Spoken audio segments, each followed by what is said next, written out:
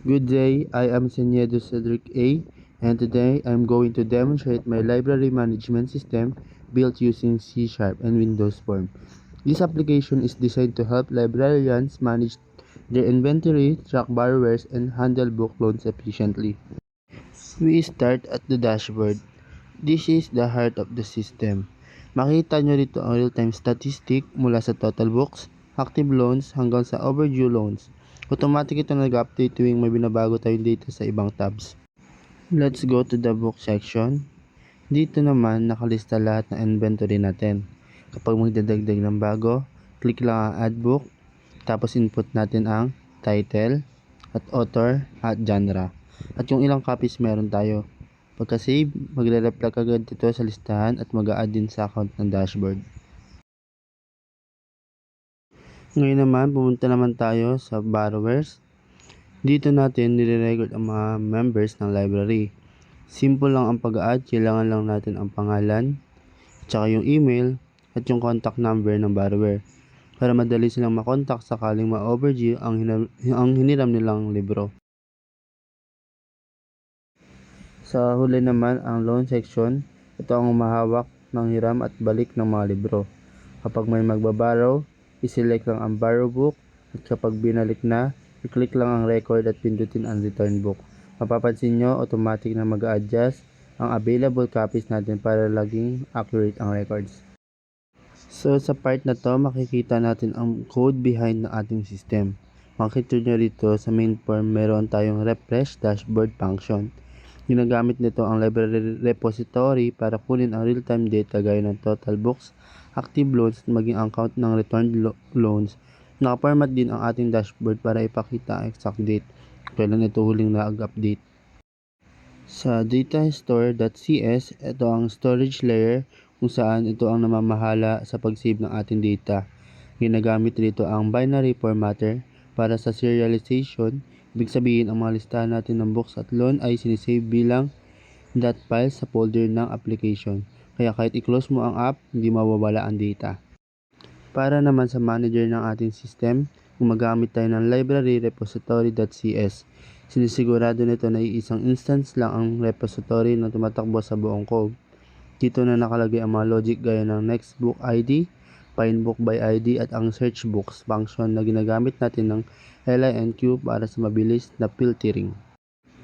And for our blueprint or models, may tatlo tayong main models, book.cs, borrower.cs at loan.cs. Bawat isa ay may serializable attribute para payagan ang C# na i-save sila sa files. Dito rin nakadefine ang properties gaya ng available copies at loan status, active, return, or overdue. And for our main forms.cs, the UI logic, dito sa main form gumagawa ako ng load dashboard method. Ginagamit nito ang repository para mag-count, repo.books.count or repo loans count, status active tuwing magsasara ang isang subform tulad ng add book. Tinatawag ulit ang method na ito para laging fresh ang numbers sa dashboard. And para sa data transfer objects, library stats.cs, ito ay isang special na class na ginagawa mo para pag-isahin ang lahat ng dashboard metrics, total books, copies, active loans, etc. sa isang object lang. At para sa ating UI or the user interface, sa dynamic search sa iyong books form at borrowers form, gumagamit ka ng string comparison. Ordinal ignore that case. Ibig sabihin kahit maliit o malaking letra ang i-type ng user, mahanap mo pa rin ng system ang tamang libro o tao. And sa event handlers naman, ang bawat button, kagaya ng add, edit, delete, ay may sariling validation. Halimbawa, hindi papayag ang system na mag-borrow kung walang napiling borrower sa drop down. And lastly naman, sa ating persistence layer or datastore.cs, gaya ng sinabi ko kanina, ito ang nagbibigay ng serialization. Ang system mo ay gumagamit ng binary serialization.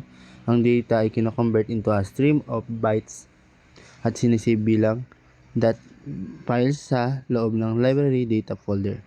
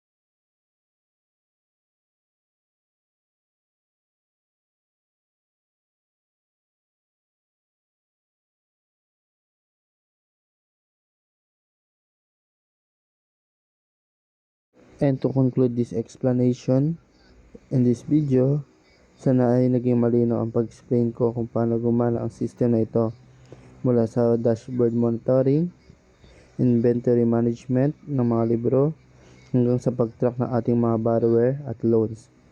Ang goal ko talaga sa project na ito ay makagawa ng isang solusyon na hindi lamang basta gumagana, kundi user-friendly at efficient para sa mga librarians natin. Makatulong kayong tulong ng C# at Windows Forms para ma-achieve ang ganitong klaseng desktop application, lalo na sa pag-handle ng data serialization para sigurado tayong safe at persistent ang record natin. So muli, maraming salamat po sa panonood. I hope na natuto ka